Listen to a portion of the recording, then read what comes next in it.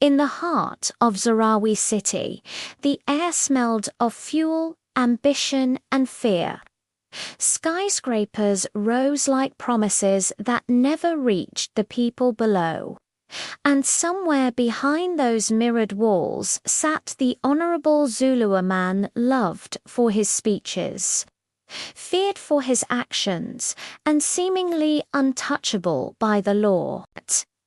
He was the Minister of Development, a title that sounded noble, but beneath it lay a kingdom built on bribes, intimidation, and lies.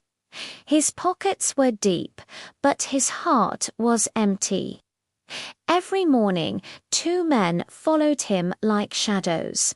Mufasa, his first assistant, was tall, broad, and ruthless, a man whose silence could crush you.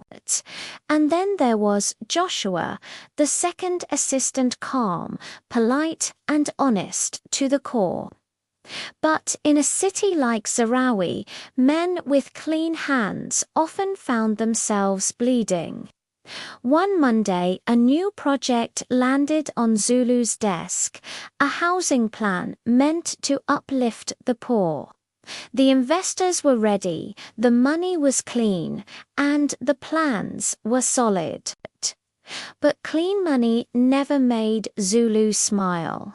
He flipped through the pages lazily, leaned back, and said, "Joshua, this project is too transparent. Where's my share?"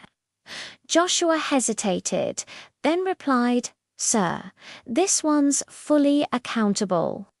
There's no room for personal."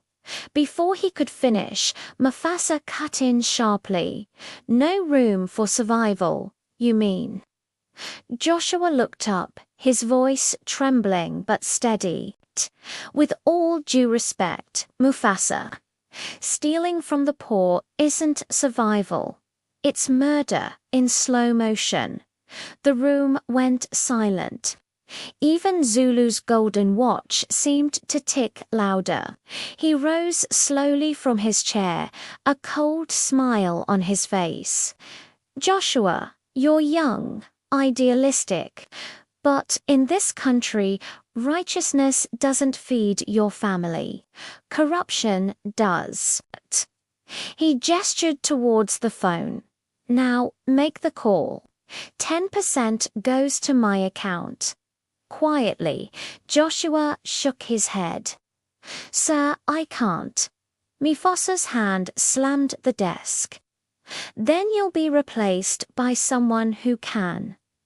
Days later, Joshua was suspended. Officially, it was for misconduct. Unofficially, it was for standing upright in a crooked house. At the ministry gates, Mufasa cornered him. "You think honesty makes you a hero? It makes you a target," he said coldly. Joshua's voice was quiet but firm. "Then I'll be a target with a clean soul." A week later, his house was raided. Laptops, phones, papers, all gone. The next day, his face was plastered across every news channel.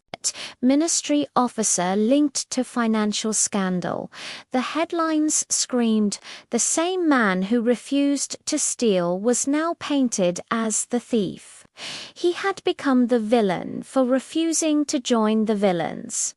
Months passed. Zulu's empire grew, but so did the whispers. Prices rose. People starved, and the housing project turned into abandoned skeletons of bricks and broken dreams. But somewhere in a small, rented room, Joshua was fighting back. He began documenting everything: the forged contracts, the fake signatures, the secret accounts that fed Zulu's greed. When he was done, he handed the files to a local journalist known for chasing the truth, no matter the risk. Days later, the nation woke up to a bombshell headline: Zulu looted $40 million in development funds. The streets of Zarawi erupted. People marched, shouted, and demanded justice. For the first time, Zulu's name was not feared, it was despised. But in Zarawi, truth has a price. That night, as the city buzzed with chaos, Mufasa men found Joshua. He was standing at a quiet bus stop, waiting for a ride that never came.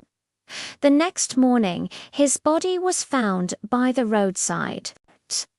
The police called it a robbery, but the people knew the truth. They always knew. A month later, Zulu appeared on nationaltv.com and smiling.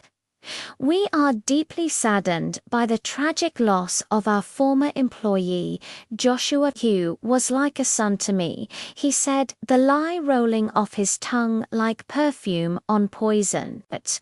But it was too late. Joshua's files had already spread online. The truth had escaped the cage. Across Zarawi, posters appeared on walls and buildings. They bore one simple message: be like Joshua, clean hands, brave heart. His name became a symbol, his death a spark, and for the first time, Zulu's golden chair began to shake. In a world where corruption is the rule, honesty becomes rebellion. Joshua may have died, but his truth lived on louder than all of Zulu's lies. Thank you for watching. If this story moved you, please consider liking and subscribing for more content that matters.